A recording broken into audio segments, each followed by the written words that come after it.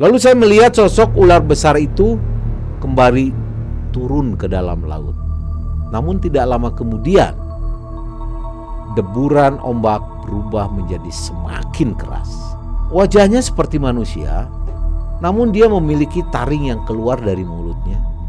Rambutnya gimbal. Dia hanya berdiri dari jarak yang lumayan jauh saat itu. Belum lagi banyak banaspati yang berterbangan. Bahkan saya melihat sosok legend. Kalau orang Sunda bilang itu namanya mata sakuriling. Itu adalah sosok kepala namun dipenuhi mata seluruhnya. Ngeri.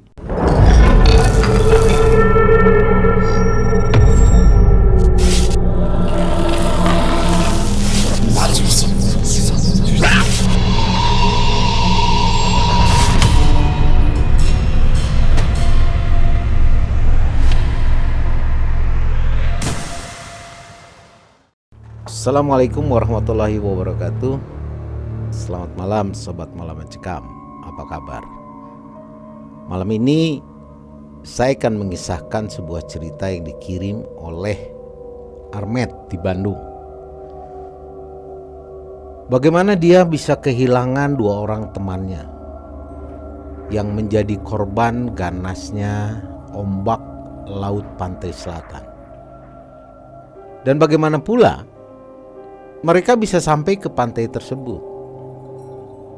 Belum lagi Armet harus mengalami teror-teror ketika dalam proses perjalanan menuju ke pantai itu. Ini mengerikan. Bagaimana kisahnya? Ini dia.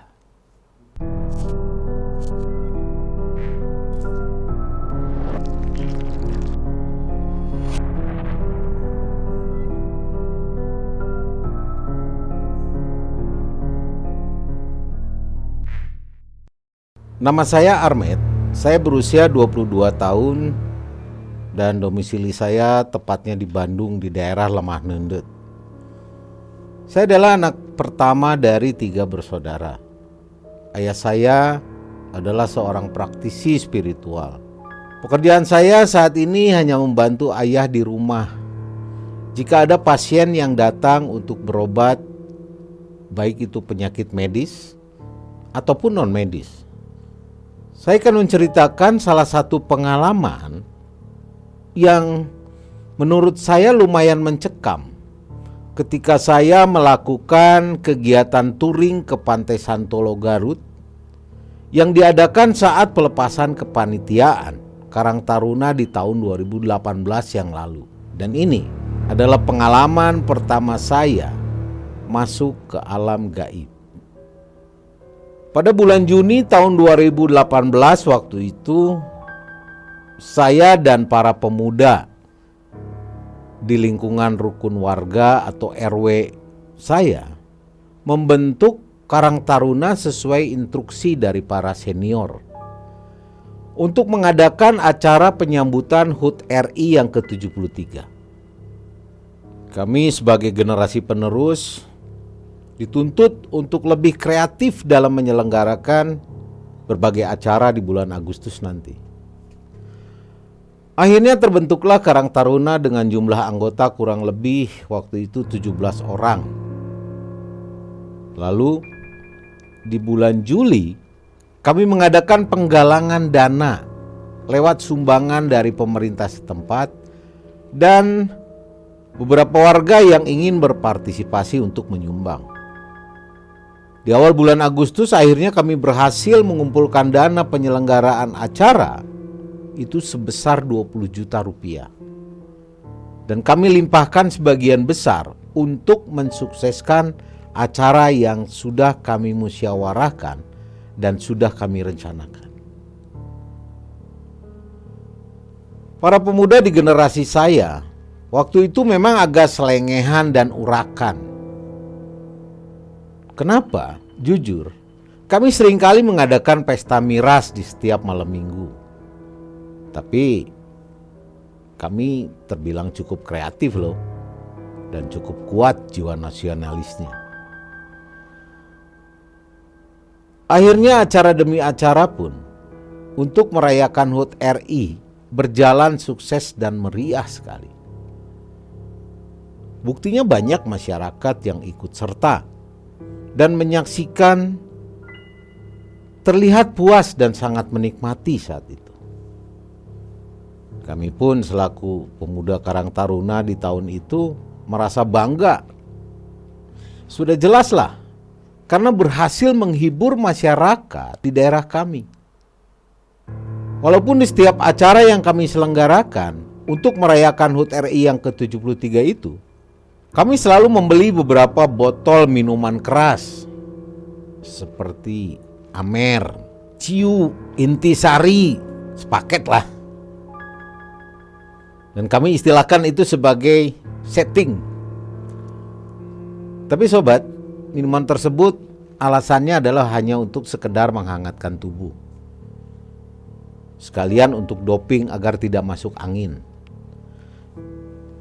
Tapi yang paling penting ini nih, kami tetap kondusif dan acara pun berjalan dengan aman dan lancar. Namun saya selaku penulis kisah ini berpesan, tolong untuk tidak dicontoh, karena itu kelakuan yang gak baik. Akhirnya tibalah kami di puncak acara perayaan HUT RI tadi, yaitu pada tanggal 20 September tahun 2018. Kami mengadakan pentas seni yang berujung akhirnya dangdutan. Suasana makin hangat dengan alunan musik dangdut malam hari itu. Dan alhamdulillah acara berjalan lancar dan aman. Tidak ada ricuh seperti tahun-tahun sebelumnya. Akhirnya setelah acara puncak selesai, kami pun berkumpul untuk evaluasi dan merencanakan suatu acara untuk pelepasan kepanitiaan Karang Taruna 2018. Awalnya belum ada rencana untuk mengadakan touring ke pantai saat rapat itu. Namun saya pribadi mengajukan saran saat itu untuk berpesta di pantai, dan serempak sebagian besar dari anggota Tarka menyetujui ide saya untuk pergi ke pantai. Lalu kami semua bermusyawarah untuk menentukan tanggal keberangkatan dan lokasi pantai yang akan dituju untuk mengadakan pelepasan kepanitiaan. Lalu diputuskan tempatnya adalah Pantai Santolo. Waktunya itu di tanggal 2 Desember 2018. Selesailah rapat tersebut. Setelah rapat itu, kami pun bubar dan pulang ke rumah masing-masing. Namun, sebagian terlihat masih ada yang nongkrong di sekretariat tempat kami bermusyawarah tadi.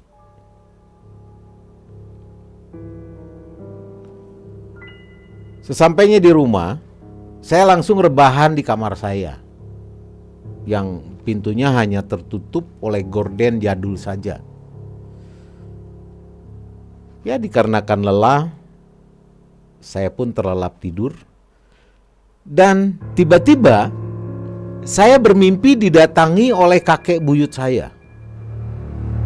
Dia memakai pakaian pangsi hitam dengan ikat kepala seperti khas Sunda. Wajah buyut saya ini hampir mirip dengan ayah saya. Beliau seperti ingin menyampaikan sesuatu di dalam mimpi saya waktu itu. Namun saya tidak mengerti pesan apa yang ingin disampaikannya.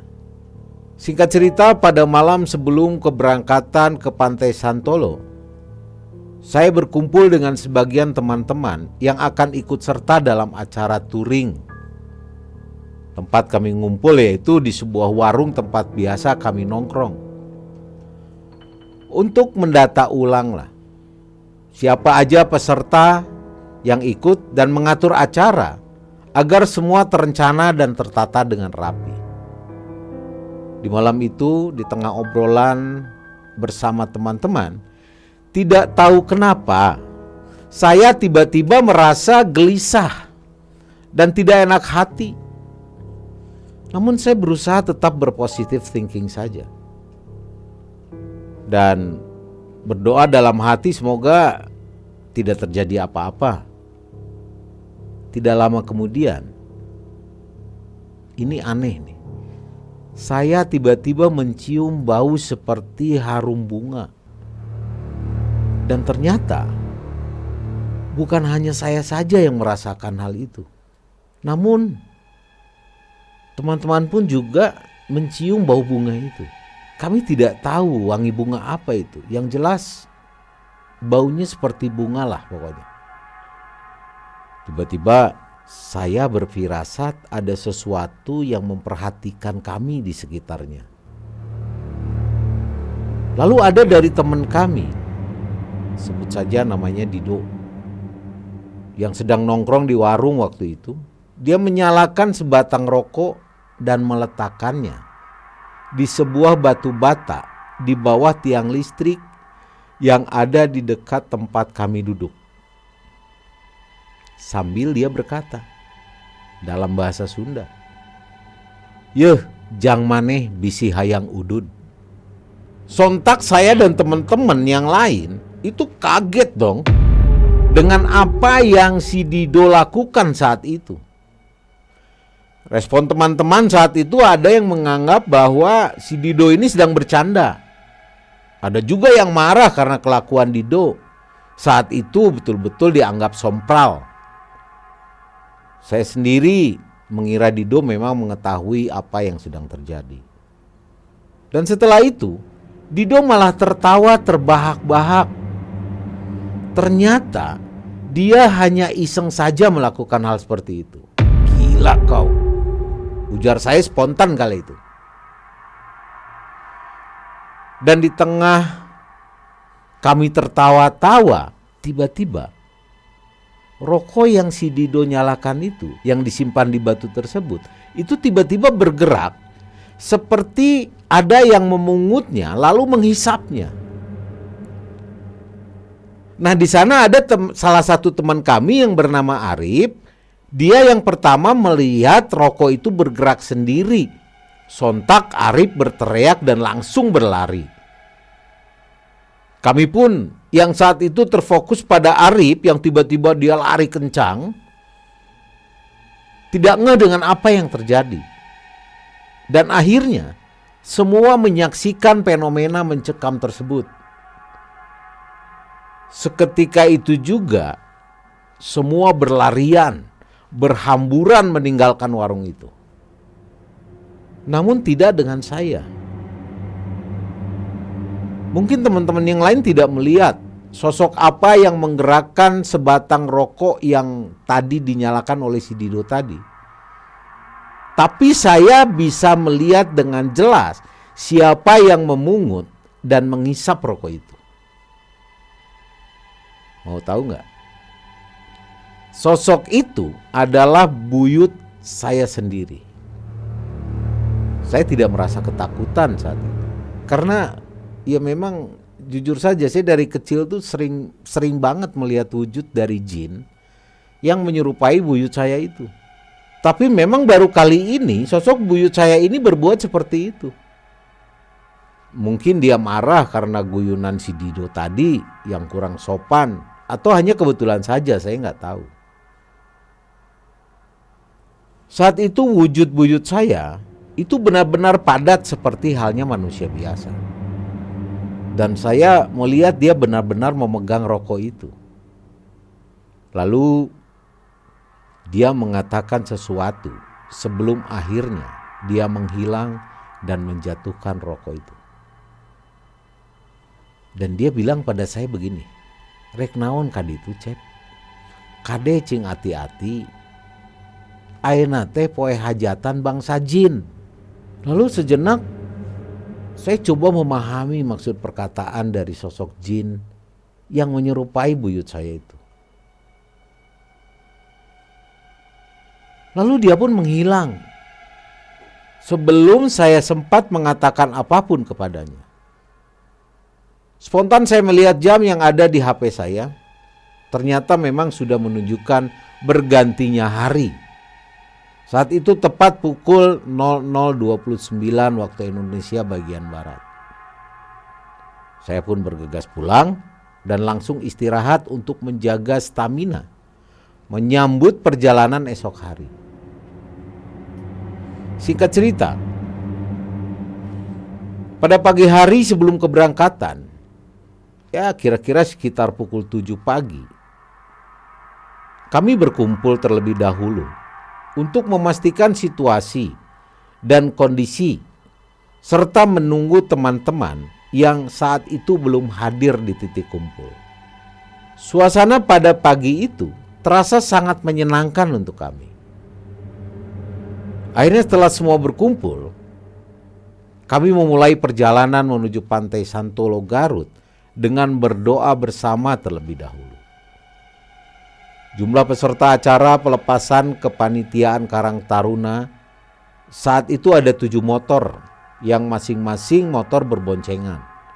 Jadi semuanya ada 14 orang peserta. Lalu kami mengambil jalur Jalan Soekarno-Hatta pada waktu itu dan bikin janji untuk beristirahat di pom bensin Nagrek. Jadi jika ada yang tertinggal atau terpisah dari rombongan, kita mempunyai patokan sebagai titik kumpul berikutnya. Pada awalnya, perjalanan kami berjalan lancar-lancar saja. Sampai kami beristirahat di pom bensin Nagrek pun, keadaan masih kondusif, masih enjoy. 30 menit setelah kami beristirahat, kami pun melanjutkan perjalanan menuju Pantai Santolo melalui jalur Kadungora. Dan ketika sampai di Bundaran Cipanas Garut, kami berhenti sejenak karena saat itu tiba-tiba turun hujan. Namun dikarenakan hujan tidak begitu lebat, jadi kami memutuskan untuk melanjutkan perjalanan dengan menggunakan jas hujan seadanya. Walaupun keadaan jalan basah dan licin karena hujan, tapi kami tetap menikmati perjalanan di atas kuda besi yang kami tunggangi saat itu, sampai akhirnya hal-hal mencekam menimpa kami di perjalanan. Tepat ketika kami sudah memasuki kawasan kebun teh daerah Kabupaten Garut, berawal dari saya dan partner boncengan saya yaitu si Arif, itu terpeleset dan terjatuh dari motor tepat di tikungan. Dan tikungan itu tajam di daerah kebun teh. Sekejap sebelum lutut dan sikut tangan saya terbentur ke jalan aspal, saya sempat mengalami keanehan. Pandangan saya sempat tertuju pada batu yang ada di atas tebing. Jadi batu itu memagari bahu jalanan di daerah kebun teh itu. Dan pendengaran saya sempat lenyap. Terasa seperti sedang di dalam air. Di batu yang saya lihat itu ada satu sosok seperti manusia, namun kepalanya itu bertanduk seperti tanduk banteng.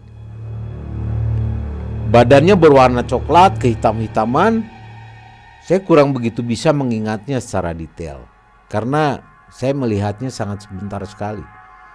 Sampai akhirnya badan saya terperosok ke pinggir jalan yang bebatuan namun dipenuhi rerumputan. Dan suasana pun pecah saat itu. Namun alhamdulillah tidak ada yang luka fatal dalam kecelakaan yang saya alami. Saya dan si Arif yang menjadi partner boncengan pun masih kuat dan bisa meneruskan perjalanan. Walaupun teman-teman saya semua sempat syok karena melihat saya dan si Arif terpeleset. Jatuh sampai motor tersangkut di kebun teh. Namun akhirnya suasana bisa kembali mencair setelah melihat keadaan saya dan Arif baik-baik saja. Bahkan Dido sempat berguyon. Dia berguyon mengatakan, kalau saya jadi gubernur, saya mau buat jalan dari Aci biar kalau kamu jatuh gak akan sakit. Sontak saja kami pun yang mendengar guyonan Dido tertawa terbahak-bahak. Dan tidak lama kemudian kami melanjutkan perjalanan. Dengan menahan rasa sakit dari luka akibat terjatuh tadi, ya lumayan yang saya rasakan, perih kalau tertimpa terpaan angin saat motor melaju kencang. Saat itu hujan belum juga reda, malah semakin deras disertai petir. Jadi kami memutuskan untuk istirahat sejenak sambil menunggu hujan reda di sebuah warung kopi di pinggir jalan. Nah, di warung itu perasaan saya mulai cemas. Saya teringat akan perkataan jin yang menyerupai buyut saya itu. Namun saya coba menghindari pikiran buruk tersebut dengan mengisap berbatang-batang rokok dan secangkir kopi hitam panas di warung itu. Si Ari pun sempat mengkhawatirkan keadaan saya karena terlihat dari tadi melamun terus. Berjam-jam kami duduk di warung itu, namun hujan pun masih saja belum reda. Sampai akhirnya sayup-sayup terdengar suara azan asar dari kejauhan. Seiring azan berkumandang, hujan yang tadinya deras, qadarullah sedikit demi sedikit mulai surut. Dan kami melanjutkan perjalanan setelah akhirnya hujan itu reda. Dalam perjalanan saya merasakan hati semakin gelisah dan badan sudah mulai tidak kondusif. Namun perjalanan harus tetap diteruskan. Tikungan demi tikungan kami lewati dengan sangat hati-hati. Sampai akhirnya menjelang maghrib kami baru sampai di daerah Gunung Gelap di Garut yang terkenal angker itu.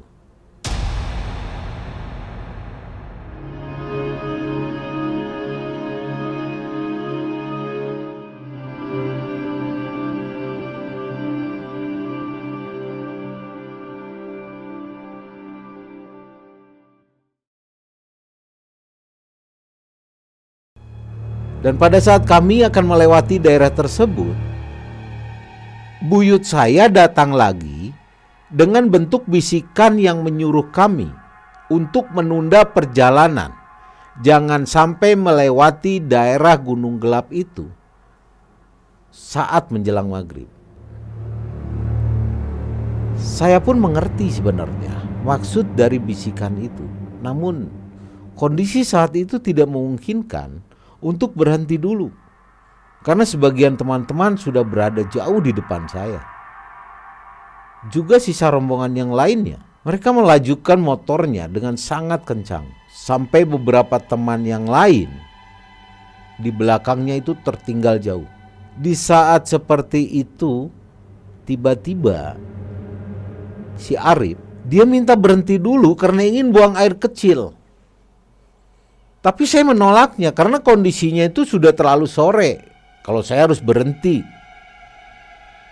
Saya ingin melewati Gunung Gelap itu sebelum maghrib. Dan yang buat saya kesal, si Arif ini kekeh maksa untuk berhenti dulu. Karena sudah tidak tahan katanya. Dengan kesal saya pun menjawab, udah kencing aja di situ, tanggung basah. Namun akhirnya saya mengalah. Saya menuruti permintaan si Arif karena saya tidak tega. Akhirnya saya melipir di dekat warung yang terakhir saya lihat. Sedangkan rombongan teman-teman yang lain yang ada di belakang saya suruh melanjutkan perjalanan. Duluan saja, nanti saya nyusul, ujar saya kepada mereka. Ketika si Arif turun dan menuju ke balik pohon di pinggir jalan, saya mendengar seperti ada suara kakek di warung yang jaraknya itu mungkin hanya 7 meter dari posisi saya. Tepat di depan saya. Kakek itu berbicara kepada saya, "Jang, duduk aja dulu di sini. Nanti aja kesananya habis maghrib." Saya mendengar kakek itu mengatakan hal demikian, saya terpancing untuk mendekatinya. Akhirnya, saya memberitahu si Arif bahwa saya menunggunya di depan warung. Lalu terjadi beberapa percakapan antara saya dengan kakek itu yang pada intinya kakek itu yang merupakan pemilik warung menghimbau kalau mau ke arah sana lebih baik tunggu bada isya atau minimal bada maghrib. Dan yang membuat saya agak heran, kakek ini bilang bahwa akan ada hajatan di daerah Gunung Gelap itu. Tapi si kakek ini tidak menjelaskan siapa sebenarnya yang akan mengadakan hajatan. Saya berpikir dalam hati, kok sama ya seperti yang dikatakan buyut saya. Namun sobat malam mencekam, akhirnya saya nekat untuk melanjutkan perjalanan karena horor juga jika sendirian. Maka dari itu saya berniat untuk menyusul sisa rombongan tadi. Lalu saya pun pamit pergi kepada si kakek dan langsung meluncur dengan kecepatan tinggi. Sebelum saya dan si Arif pergi melanjutkan perjalanan, terakhir saya bilang sama si kakek itu, insya Allah gak akan ada apa-apa kok bah. Dan kakek itu hanya menganggukkan kepala sembari mengatakan, ya udahlah kalau begitu, hati-hati ya. Tikungan demi tikungan saya lewati kembali dengan hati-hati tentunya. Dan kondisi jalan pun sudah mulai mengering. Serta udara pun mulai terasa semakin dingin. Akhirnya saya memasuki kawasan yang terkenal angker itu, yaitu Gunung Gelap. Saya pernah mendengar tentang keadaan daerah Gunung Gelap itu dari seorang praktisi spiritual juga. Dia mengatakan bahwa daerah itu adalah daerah yang kosong dari pemukiman warga. Tidak ada satupun manusia yang tinggal di situ dulunya, kecuali bangsa jin. Saat saya memasuki kawasan Gunung Gelap sesaat sebelum maghrib, saya terus saja membaca doa dan beristighfar sepanjang jalan. Dan saya sempat melihat patokan kilometer di sebelah kiri jalan, tepat di pinggir jurang, yang menandai angka 93 km. Sedangkan di sebelah kanan saya, itu adalah tebing yang di atasnya merupakan hutan dari Gunung Gelap itu. Saya mencoba untuk tenang sembari berzikir di atas motor. Sampai akhirnya saya melewati sedikit tanjakan, di mana setelah itu terdapat jalan yang menurun, seperti bukit kecil lah kalau saya gambarkan. Lalu ketika itu saya melewati turunan jalan, tiba-tiba saya merasakan aura yang sangat mencekam. Dan hawanya pun berubah drastis. Bahkan saya tidak mendengar suara-suara alam. Misalnya seperti suara burung malam, suara jangkrik, atau suara dari binatang-binatang malam lainnya. Kondisi jalan saat itu benar-benar menjadi sepi, hening, dan benar saja dugaan saya.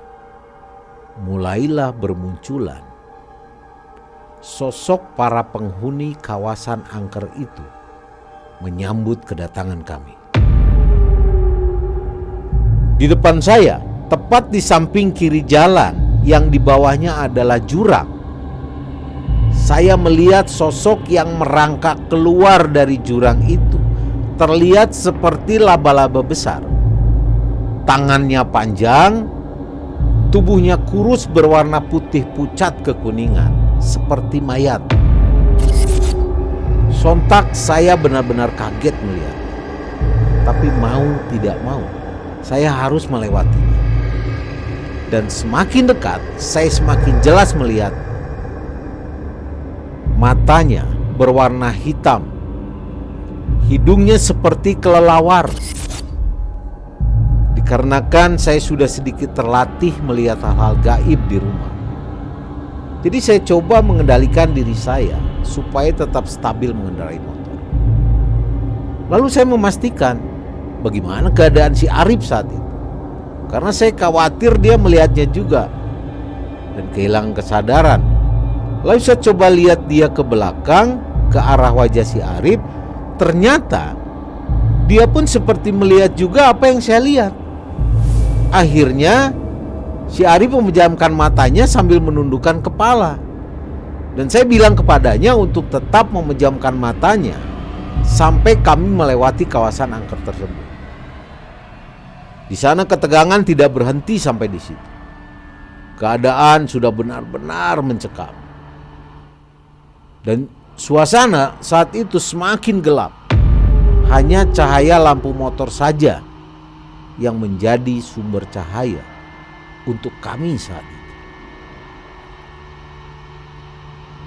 Setelah kami melewati sosok mengerikan tadi, tidak lama kemudian bermunculan sosok kuntilanak dan pocong.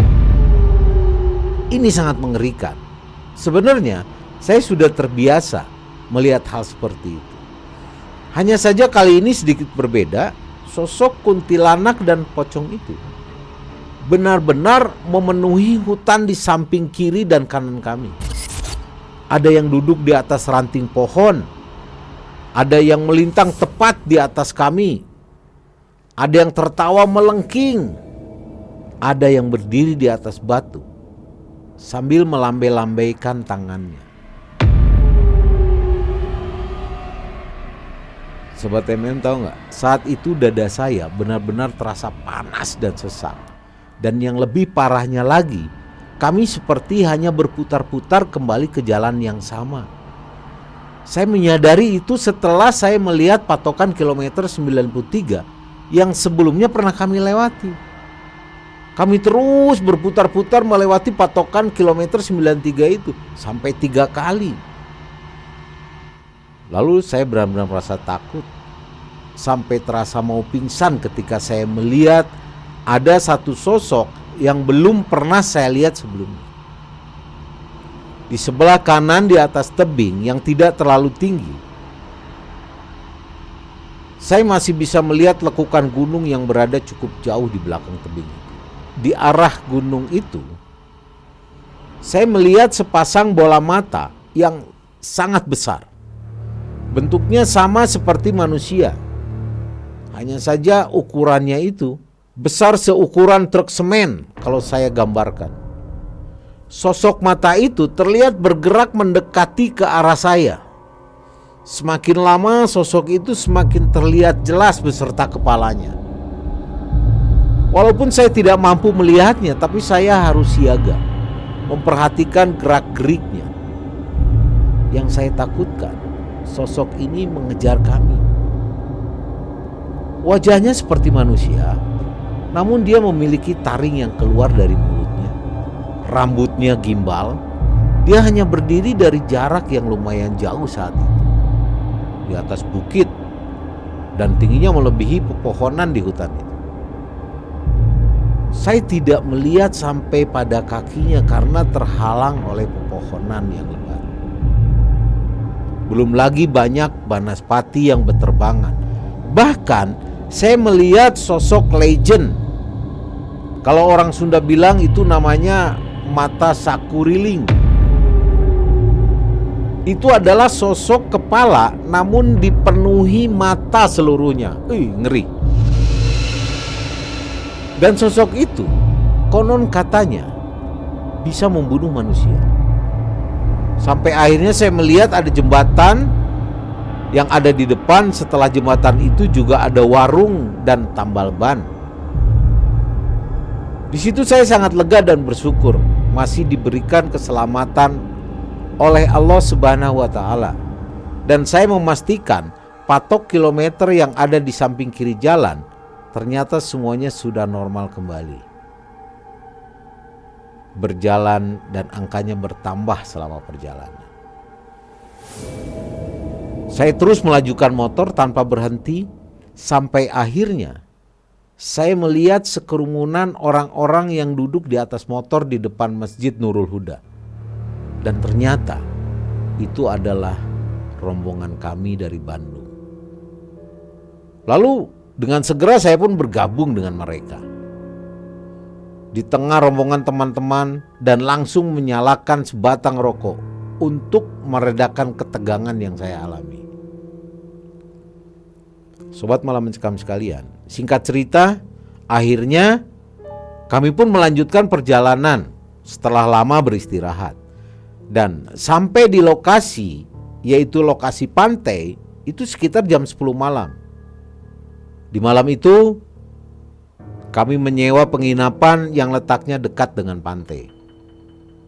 Ya, dikarenakan dana yang kami sisihkan dari anggaran acara perayaan HUT RI bulan-bulan lalu, lumayan besar lah. Jadi kami bisa berpoya-poya di acara pelepasan panitia itu. Memang salahnya, kami malah berpesta minuman keras yang kami bawa itu.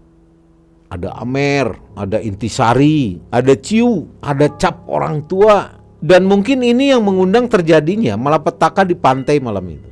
Dan hal ini pula lah yang membuat saya menyesal seumur hidup. Jadi gini ceritanya. Setelah kami puas menegak minuman haram itu, saya dan 2 orang teman saya, sebut saja namanya si Joko dan si Fian, kami bertiga pergi jalan-jalan, menikmati indahnya malam di pinggir laut. Malam itu kami bertiga duduk-duduk di batu tepat di ujung dermaga Cilaut Eureun, dengan dibantu cahaya senter yang ada di HP. Kami melihat dan menikmati pemandangan laut dan sekitarnya yang tentunya dalam keadaan mabuk saat itu. Berbatang-batang rokok kami habiskan di situ. Kami bertiga benar-benar sangat menikmati suasana lautan di malam itu dengan ombak-ombak yang memang agak keras banget menghantam karang yang ada tepat di bawah kami. Sedangkan teman-teman yang lain waktu itu mungkin sedang pada tepar di penginapan, pikir saya. Sampai akhirnya saya dikejutkan oleh sosok ular berwarna kemerahan. Terlihat gelap namun mengkilat dengan ukuran yang sangat besar, muncul di permukaan laut tepat di depan saya. Sontak saya kaget dan perlahan melangkah mundur dari ujung dermaga itu. Lalu saya meminta kedua teman saya untuk pergi dari sana juga. Namun Joko dan Pian, karena mungkin akibat pengaruh Amer, minuman keras yang mereka minum, mereka mabuk, tidak bisa melihat sosok ular itu. Jadi mereka tetap terlihat santai-santai saja duduk di sana. Malah mereka mengatakan hal yang kurang bijak saat itu. Maaf, mungkin di sini tidak bisa memberitahu apa yang mereka katakan. Ini untuk kebaikan kita semua. Sompralah ceritanya. Lalu saya melihat sosok ular besar itu kembali turun ke dalam laut. Namun tidak lama kemudian, deburan ombak berubah menjadi semakin keras, menghantam dinding dermaga sampai pecahan air laut itu bisa naik sampai ke permukaan dermaga. Ombak besar yang datang terus-menerus membuat air laut di ujung dermaga itu semakin lama semakin naik dan membuat ketinggian ombak mencapai permukaan dermaga itu. Dan malam itulah malam terakhir saya melihat kedua teman saya sebelum akhirnya ombak dahsyat yang datang dari 2 arah secara bersamaan menghantam dan menyapu sosok kedua teman saya yang tidak menyadari bahwa air laut di bawahnya itu semakin pasang. Dan saya pun baru menyadari ketika tiba-tiba kedua teman saya itu hilang dari pandangan saya. Bayangkan sobat malam mencekam, kondisi sedang mabuk, bahkan kadang telinga pun kita nggak dengar apapun. Kita tidak kontrol dengan situasi di lingkungan sekeliling kita. Mereka tiba-tiba tersapu dan terbawa ombak. Saya benar-benar panik tidak karuan saat itu. Saya berteriak-teriak memanggil nama mereka yang tersapu ombak itu. Di situasi seperti saat itu, saya benar-benar bingung harus melakukan apa. Ditambah saya sangat merasa ketakutan sekali malam itu. Akhirnya saya memutuskan untuk mencari pertolongan kepada siapapun yang saya temui di pasar ikan dekat dermaga. Malam itu saya menangis sejadi-jadinya. Segera memberi kabar tentang kejadian yang baru saja terjadi pada Pian dan Joko kepada teman-teman yang lain yang berada di penginapan. Malam itu suasana pecah, kalang kabut, dan sekilas info, ternyata dermaga itu sering memakan korban di setiap tahunnya. Tahun itu kedua teman saya, Pian dan Joko, yang menjadi korban di dermaga itu. Akhirnya kami berusaha mencari kedua teman kami yang hilang ditelan ombak, dibantu oleh beberapa warga sekitar. Namun setelah lama kami melakukan pencarian, hasilnya nihil. Dan kami harus pulang membawa kabar buruk untuk kedua keluarga korban.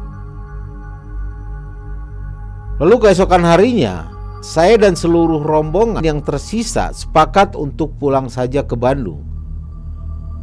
Dengan berat hati serta membawa penyesalan yang mendalam untuk saya pribadi, dan kami pun mempercayakan pencarian kedua teman kami yang hilang di laut diteruskan oleh tim SAR. Sangat mengerikan dan sangat mencekam. Ini pelajaran buat kita semua.